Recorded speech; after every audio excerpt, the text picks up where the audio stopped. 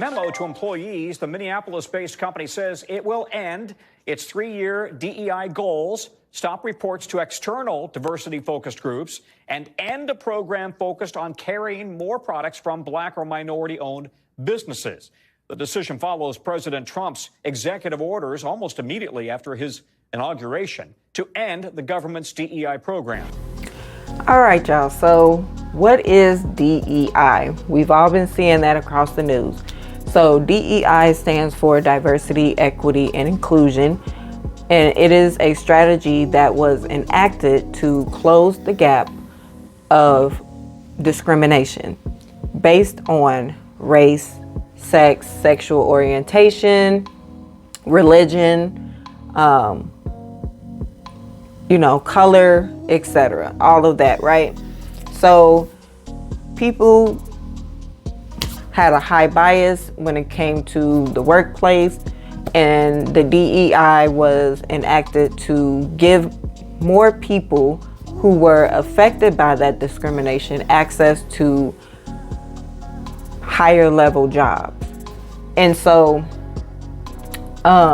this strategy was supposed to improve the financial standing of these communities, especially Black communities, by increasing access to capital, promoting Black entrepreneurship, reducing discriminatory lending, and again, ultimately helping to close that wealth gap by providing greater economic opportunities. And so our newest president, President Donald Trump, rolled back the DEI initiative. And in doing that, he signed an executive order ending radical and wasteful government programs, calling for the removal of equity action plans across federal agencies, specifically targeting the former executive order that was passed by President Biden. Now, Trump's order criticizes that these diversity, equity, and inclusion plans were public waste, and they in themselves were discrimination. Some people feel that DEI was letting people into these jobs just based off of the color of their skin, their race, their religion, the fact that they were a woman or whatever. And they felt like that was discrimination. And they felt like that was unfair. And someone shouldn't be hired based off of solely that. They should be hired based off of their qualifications. Are they meeting the job requirements? Are they doing a good job? And that is, I guess, part of the reason that Donald Trump repealed that, to appease his voters. That is what they wanted. Now, we all know that the U.S. has a history of racism and discrimination. And that, white Americans, men and women, have access to more wealth, housing, higher education, better education in general for their children. They live in better neighborhoods. They have a lower poverty rate, and the list goes on, right?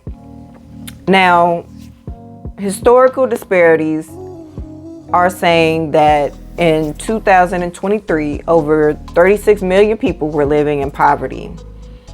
And the disproportionately high poverty rates were mostly among Black African Americans with 17.9%, Latinos with 16.6%, and American Indian and Alaska Natives with 21.2%. That's a lot compared to the 7.7% of white Americans. And so the executive order threatens to heighten these inequalities, right? Because not only are they dismantling equity action plans, they are also undoing previous efforts aimed at protecting marginalized communities. A lot of the Black community is upset. I don't know if you've been seeing on social media that they're circulating that we should boycott companies who have rolled back their DEI programs. So far, the companies who have rolled back those programs are, I know of Walmart, Target, Amazon, Tesla, Tractor Supply, and John Deere. I'm sure there are others that I'm missing, but those are the ones that I can think of off of the top of my head. And so they have already fallen in line with this executive order. Now, you're probably wondering, well, why don't they just create a different program or, a different initiative and just call it something else? Well, President Trump made sure that you cannot do that. So he made it illegal for anyone in the United States, any company, any agency, any government, federal government agency, any of that, to go and create a program similar to the DEI and then call it something else. It is illegal. You cannot do it. There will be legal repercussions. There will be legal repercussions. So that is that, right? Now, what impact will this have on people who relied on these initiatives, who were employed through these initiatives, and Black-owned businesses that were given opportunities because of the DEI? So far, the federal workers who were under the DEI program or who worked for the DEI initiative were laid off. They are laid off. They are out of work. So that is expected to happen all across the board. There are other companies who have laid off workers who were in control of DEI programs as well. They have also laid off their workers. So now people are out of work, having to scramble to find employment. And we all know things are expensive out here. Inflation is high. The cost of living is high. This just is a bad time to lose your job, to lose your source of income. So that's one. Another is people who were given these opportunities. Now, these companies can have the choice to practice discrimination, preventing certain groups from having access to capital, lending, and certain employment based off of sex, religion, race, etc. Now, when you look at it from both sides, right? Because I can see why people on this side would be a little upset, because it's like, you are hiring this person over me because you are meeting some type of quota, which should not be right. People should get access to job and funding based off of them meeting the requirements, not just off of religion, they're a man or a woman, or just to fill some type of quota. No, that is not fair. But on the other hand, we know that discrimination is real. And when you don't have control of these institutions, you don't have the power to make sure that your people are being treated fairly. And the DEI was supposed to be some type of power to ensure that these groups were to be treated fairly. So now it just looks like we have to work on getting that type of control, right? We have to work on building our own infrastructures, our own banks, our own lending, our own Amazons and Targets and shopping networks and grocery stores, schools, everything, because it can all be taken away in a second. And this just goes to show that one person, one president has the power to unravel decades worth of laws and programs. And it's for what? I think it was extreme to repeal the whole entire initiative, to dismantle it, making it illegal, and all of that stuff. That's just going too far. If you feel like it wasn't really creating a fair system, then go in and restructure the system. You don't have to dismantle everything. But that just means that it was done with a purpose and an agenda. You could have just went in there, restructured the program, made sure that, okay, we're including certain groups as long as you meet the requirements of the job, of the housing, of the credit, whatever. It doesn't seem that hard to me. Maybe simple-minded, I don't know. But it just doesn't seem like it had to be this extreme. And so some challenges to consider, right? Effective DEI strategies do require a commitment to systemic change, which in this country is too much. They already don't want us to have access to certain things. They want to keep us in poverty. They want to keep us behind because we are all competing for resources. That's just facts. Now, without diverse leadership at the decision-making level, DEI initiatives may not be adequately implemented or address the specific needs of Black communities. Again, without leaders and people going in and making sure that these workings were done right, that that it wasn't just to fill some type of quota, that you actually qualified, of course people are going to feel some type of way because it will lead to some type of bias. It will lead to some type of bias, whether consciously or unconsciously. So, I don't know, y'all. The benefits seem to outweigh the cons. But again, this is all part of a bigger scheme, a bigger agenda, right? I'm sure many of us, we know that. It wasn't just about, it's bias or whatever. I don't have access to something, whatever. It's deeper than that.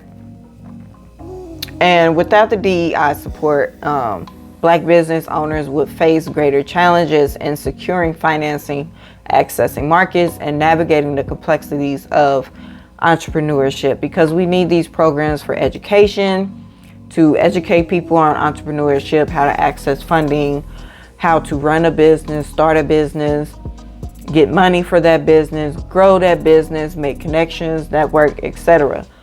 And when you don't have that type of education, it stunts your growth. So Tabitha Brown recently came online and she gave her opinion about not so much the DEI, but the fact that the people are now saying that they want to boycott these businesses, Target especially, in response to them pulling back the DEI program and canceling that program. I do business all over, just like many other people. And what I can tell you is, if we all decide to boycott and be like, no, we're not spending no money in these organizations. Listen, I get it. And if that's how you feel, honey, I 1000% get it. But so many of us will be affected, and our sales will drop. Our business will be hurt. And if any of you know business, it doesn't just happen overnight where you can just go take all your stuff and pull it off the shelves. There's a process. And then you got to, like, where you going to put it? You got to have a place to store it. That's money, right? You got to have another place to sell it, which is almost impossible sometimes. And even if you sell online, it's a process when it comes to business. And everyone does not have the funds or the means or the availability, the space to house their own. But the thing that concerns me the most, and I want you to hear me and hear me well, if we all decide to stop supporting said businesses and say, I can't buy nothing from there, even the businesses who were affected by the DEI ban, right? What that does is you take all our sales and they dwindle down, And then those companies get to say, oh, your products are not performing. And they can remove them from the shelves and then put their preferred businesses on the shelves. And then what happens to all the businesses who've worked so hard to get where they are? Then what happens, right? Now, I know that something that could solve it is ownership of these big corporations, right? It's a long way to go there. There are amazing companies like the Village Market in Atlanta, right, who support small businesses, and you can go in there and there's some amazing things that you can buy, but it's one store and it's very small. We're talking about mass market. You can't build that overnight. Do we all sometimes have these big dreams and aspirations to do that? Absolutely, right? But it is easier said than done, but it's not impossible. But until then, and in order to get there, we unfortunately have to play the game. And in playing that game, we got to be smarter than the ones who think they're in control. And essentially, Miss Tabitha Brown said that doing that wouldn't really help anyone, because the black businesses that are on the shelves would then need our support more than ever. So why would you take that support and that money away? When you look at it, it's like, I see what you're saying. We should still support black-owned businesses. You know, boycotting takes a lot of strategizing. It takes a lot of planning. It takes for people to be on one accord. And from what I've seen, it's not enough people that are on the same page. It's not enough people that agree how to go about it. Most of us don't know what to do. We don't know what to do. We don't know how to go about it. But what we can do is begin the process of building our own infrastructure. We can start planning and strategizing. How do we create financial and economic independence so that one person can't come and unravel our entire economic standing, right? So what do we need to do? What plan do we need to come up with so that we are able to have our own banks, have our own grocery stores, have our own delivery services? I seen someone suggest that if we do boycott these businesses and people are unable to have access to these places, they don't have transportation, they don't have the money to pay for higher prices at local stores, what are they to do? And one person suggested that is definitely the time where community building needs to come into place. People should start ride sharing, offering ride sharing to these people, to take them to the grocery store, to take them shopping. We need to come up with funding for people to be able to afford local businesses. Maybe local businesses can figure out some type of pricing structure to where more people can afford their products. It's a lot that would have to go into it.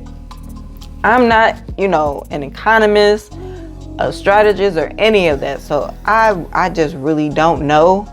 But just thinking off the top of my head, it is a lot of division in our community, in the black community. It is a lot of division. It would take a lot for people to understand and be okay with supporting a stranger, getting comfortable with letting them in their car, giving them money, and just looking out for each other, because we've been brainwashed for so long to believe that we are each other's enemy, that we have breeded this distrust amongst ourselves. And that's not going to change overnight.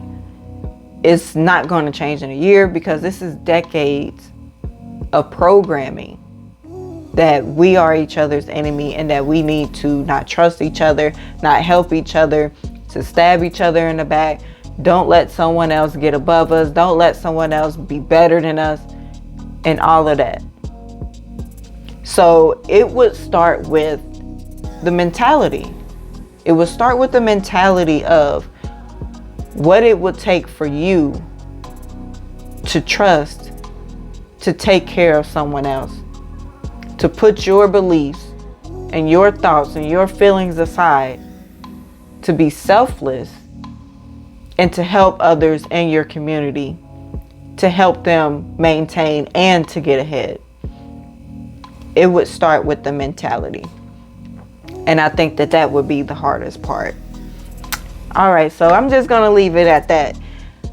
Make sure that you like this video and you subscribe to the channel, and leave a comment with your thoughts. Let us know your thoughts on the DEI, on the cutbacks of the DEI, and any information that you may have to offer. Do you feel like there is an alternative? Do you think that this was the right decision?